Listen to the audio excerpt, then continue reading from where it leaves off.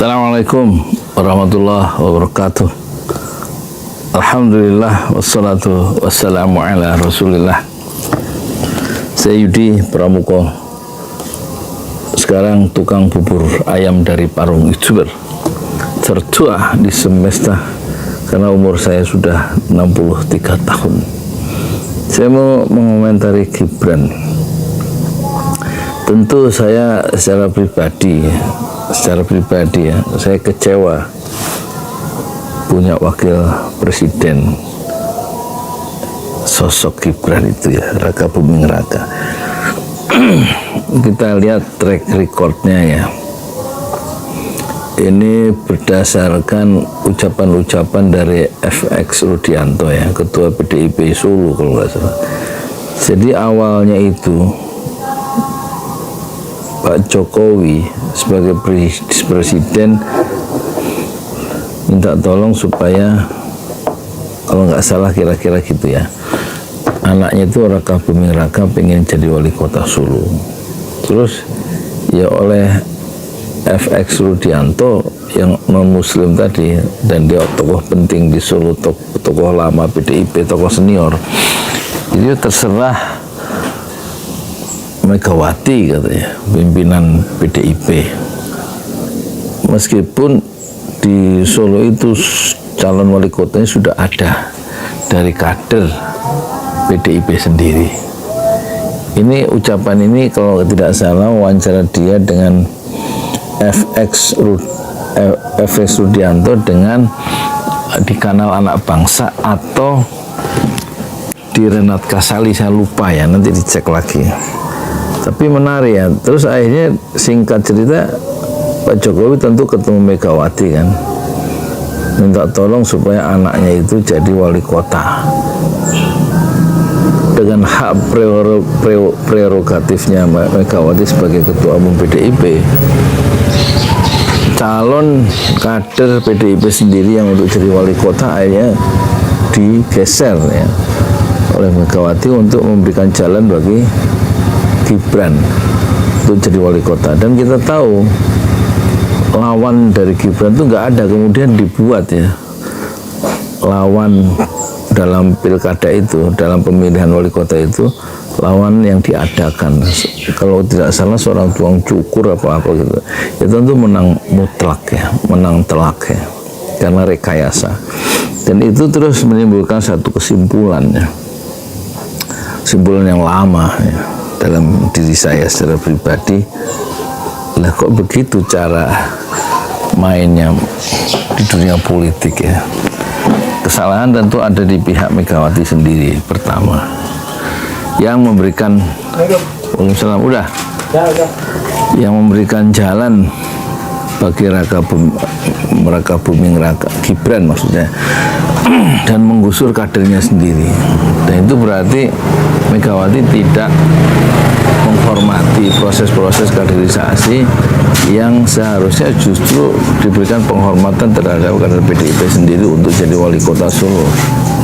Ini malah justru memberikan jalan bagi orang baru, karena dia ingin memberikan semacam karpet merah kan terhadap Raka Buming sebagai anak, sebagai Gibran sebagai anak dari Jokowi. Dan Jokowi kita tahu juga didukung ya, untuk 2 kali wali kota Solo didukung oleh Megawati, oleh PDIP.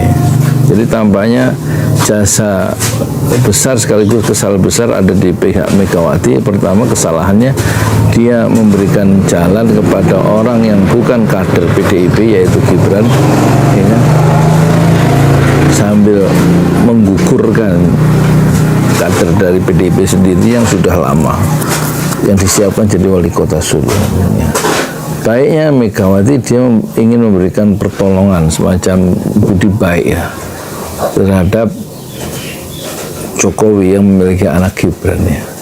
Kita tidak tahu, atau saya nggak tahu kenapa Megawati itu kok tega menggusur calonnya sendiri, kader PDIP sendiri untuk jadi wali kota, dan memberikan jalan secara tiba-tiba bagi orang luar yang bukan kader PDIP, hanya semata-mata karena anak dari presiden, yaitu Gibran itu. itu sudah menimbulkan pertanyaan dalam konteks demokrasi, ya kan? Dalam konteks kaderisasi, dalam konteks kepartaian juga ini menimbulkan persoalan. Tentu banyak orang kecewa, terutama kita bisa duga calon dari PDIP sendiri yang sudah disiapkan lama untuk menjadi calon wali kota. Yang maksud saya bukan disiapkan lama, tapi dia sebagai kader yang sudah lama. Sepanjang informasi yang kita dapat dari FX Sudianto, ya. Jadi orang PDIP sendiri yang jadi wali kota. Tapi karena Bu Megawati punya hak untuk menentukan secara mutlak prerogatif itu, maka tentu FX Sudianto juga dan kader-kader yang lain tidak bisa berbuat apa-apa ketika yang muncul calon wali kota adalah Gibran. Itu pertama, kemunculan yang sebenarnya agak mengganggu, ya kan? Mengganggu karena ada hubungan-hubungan khusus antara Megawati dan Jokowi yang implikasinya adalah memberikan keuntungan bagi Gibran yang memang sebagai orang tua tentu ingin anaknya maju, ya. Dan Jokowi melakukan satu upaya yang betul-betul bukan nggak terduga, melakukan shortcut, ya, melalui kekuasaan Megawati, anaknya kemudian yaitu Gibran menjadi wali kota Solo. Dan ini menimbulkan problema atau kontroversi sejak kemunculannya Gibran sebagai wali kota Solo. Yang kedua, kita loncat kemunculan Gibran sebagai calon wakil presiden. Kalau yang pertama dia ditolong, ya, wali kota Solo, dia ditolong oleh bapaknya sendiri sebagai presiden. Nah, yang kedua itu kemudian orang menyimpulkan dia ditolong oleh pamannya yang ketua Mahkamah Konstitusi, yaitu Anwar Usman, dengan membuat satu keputusan baru semacam apa istilah yang nomor 90 itu, Mahkamah Konstitusi nomor 90 16 Oktober 2023 yang dikeluarkan di hari Senin, yang membuat Gibran itu memiliki celah yang hanya sedikit tapi dimanfaatkan oleh Gibran untuk menjadi calon wali kota Solo meskipun usianya belum sampai 40. Tapi di situ oleh Anwar Usman diputuskan boleh menjadi calon presiden dan calon wakil presiden meskipun belum 40 tahun asal dia pernah, ya, memimpin kepala daerah yang sebagai kepala daerah itu dipilih dalam official apa itu elected, ya, official election, pemilihan umum yang resmi, ya. Dan itu membuka peluang, ya, dan yaitu Gibran yang belum 40 menjadi calon wakil presiden berdasarkan keputusan Mahkamah Konstitusi itu, meskipun peraturan KPU yang kemudian ternyata belum dirubah tetap 40 tahun dan tidak ada klausul yang seperti Mahkamah Konstitusi. KPU kemudian menerima pendaftaran Gibran itu sebagai wakil presiden meskipun melanggar peraturan KPU yang masih mensyaratkan harus minimal 40 tahun, dan kemudian diperbaiki kemudian, dan dua-duanya melakukan kesalahan etik, ya, baik KPU maupun Mahkamah Konstitusi setelah Dewan Kehormatan Mahkamah Kehormatan MK itu bersidang. Yang diketuai oleh Jimli Asidiki itu menetapkan bahwa Anwar Usman melakukan pelanggaran etika berat dan dia dipecat sebagai ketua Mahkamah Konstitusi. Sementara KPU yang menerima pendaftaran Gibran padahal usianya belum 40, sementara peraturan KPU pendaftaran itu harus minimal sekurang-kurangnya 40, dan itu berarti melanggar Dewan Kehormatan Pemilu, ya kan, itu juga melakukan satu peringatan keras, ya, yang terakhir terhadap ketua KPU Hasyim Asy'ari. Jadi kelihatan ada persoalan-persoalan yang memungkinkan Gibran itu bisa jadi calon wakil presiden secara hukum, secara sah, itu dengan rekayasa atau dengan bahasa yang lebih keras adalah mereka melakukan kejahatan konstitusi, baik di Mahkamah Konstitusi nomor 90 tahun 2023 hari Senin tanggal 16 Oktober itu. Dan dari dua kasus itu, baik sebagai wali kota maupun sebagai calon wakil presiden, Gibran tidak memberikan komentar, Jokowi tidak memberikan komentar, karena memang tujuannya adalah mereka ingin berkuasa sebagai wali kota Solo dan ingin berkuasa sebagai calon wakil presiden, dan sekarang sudah menjadi wakil presiden. Jadi ini satu proses kemunculan yang sejak awal menimbulkan gempa politik di Indonesia, menimbulkan kontroversi berkepanjangan sampai sekarang. Bahkan dalam kasus Gibran itu melahirkan korban, ya, yaitu Anwar Usman yang memang terbukti menolong atau membantu atau melakukan rekayasa, melakukan kejahatan konstitusi dengan melahirkan putusan Mahkamah Konstitusi nomor 90. Meskipun keputusan itu melanggar konstitusi pada level yang berat, tapi keputusan yang dihasilkan oleh Anwar Usman dianggap sah, final, dan mengikat.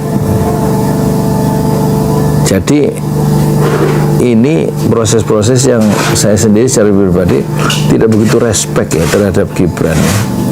Apalagi kemudian pengikut-pengikut atau pendukung-pendukung Jokowi seperti siapa itu, Ketua Golkar Erlangga, dan juga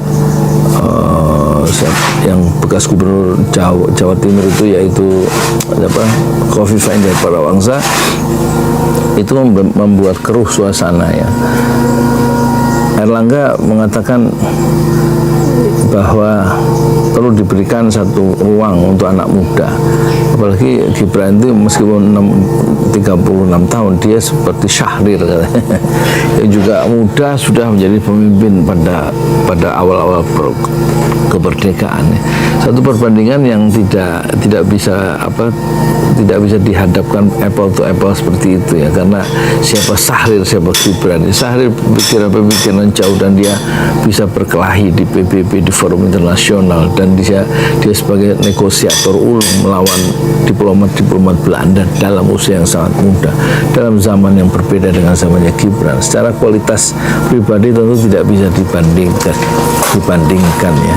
Sementara Khofifah juga terlalu mengada-ada ketika Prabowo Gibran itu seperti sahabat senior dan sahabat junior seperti Abu Bakar dan Ali katanya. Kalau Abu Bakar masuk Islam itu kan umur 40 sama dengan Nabi Muhammad, yang karena dia teman gaulnya kan. Sementara Ali waktu itu 10 tahun. Kalau kemudian ditambah 20 tahun atau 25 tahun, Ali itu kemudian 30 tambah berapa? 10 tambah 25 jadi 35 tahun, ini kan Ali. Sementara Abu Bakar itu 40 tambah 25 65 tahun. Abu Bakar wafat dalam usia 63 tahun. Jadi dia menyamakan, ya, atau membandingkan bahwa Prabowo Gibran itu seperti sahabat Abu Bakar dengan Ali bin Abi Thalib. Itu terlalu mengada-ada, itu namanya cocok, ilmu cocologi itu namanya. Kita sayangkan ucapan-ucapan yang keluar dari celah-celah bibir semacam dari Erlangga yang membandingkan Gibran dengan Syahrir itu terlalu nggak level gitu, ya. Sama dengan sahabat senior dan sahabat junior yang dikeluarkan perbandingan itu oleh Khofifah Indar Parawansa itu juga bikin saya itu ketawa. Kok ada orang sepintar sepintar Khofifah itu punya pikiran secetek itu gitu. Ya, sekarang kita lihat, ya, pelanggaran-pelanggaran yang dilalui oleh proses-proses Gibran sejak dari wali kota, ya, pelanggaran etika, dan dia tidak memperhatikan itu, ya. Kemunculan sebagai wali kota, kemudian kemunculan sebagai calon presiden, wakil presiden, itu semuanya dalam proses-proses yang dalam perspektif civil society itu mengganggu, ya. Dalam proses-proses demokrasi kita yang lebih matang itu mengganggu, karena satu proses-proses yang dijalani oleh Gibran secara tidak fair, karena bantuan secara nepotisme dari ayahnya, yaitu Jokowi, dan juga keluarganya Anwar Usman. dan itu menimbulkan tentu guncangan, menimbulkan iri hati, menimbulkan kritik-kritik yang keras ya dari ratusan akademisi dan juga dari civil society tentang fenomena Gibran dan Prabowo itu. Dan kita tidak bisa salahkan jika majalah sekelas Tempo yang setelah melakukan satu investigasi itu menyimpulkan bahwa Gibran ya kemunculannya sebagai calon wakil presiden sampai terdaftar secara resmi di KPU dengan melanggar aturan-aturan atau mengubah aturan yang menguntungkan dirinya secara tidak etis itu oleh majalah Tempo itu disebut Gibran Raka Buming Raka sebagai anak haram konstitusi, dan di kelahirannya tidak sah, tapi dia kelahirannya seperti kelahiran dalam sebuah perkawinan yang tidak mengikuti aturan-aturan yang baku alias haram, anak haram konstitusi dalam pengertian itu ya. Jangan terlalu bodoh kita menyatakan bahwa dia anak haram. Tidak, dia anak haram konstitusi sebagaimana yang sudah dijelaskan tadi ya. Jadi kita sekarang mendapatkan presiden, wakil presiden yang baru ya, yang umurnya 36 tahun dengan yang lahir dari proses-proses, belum nanti proses-proses pra pemilu yang menurut para ahli dalam proses pemilu, proses sebelum pemilu, kata siapa itu, JK Yusuf Kala yang pernah menjadi wakil presiden ke-10 zaman SBY dan calon menjadi wakil presiden ke-12 zaman Jokowi itu dia mengatakan bahwa pemilu yang sekarang ini, yang sebelum terjadi pemilu 14 Februari 2024, dia mengatakan inilah pemilu yang paling buruk sepanjang sejarah. Sementara Dr. F. Saifullah Fatah mengatakan inilah pemilu yang brutal.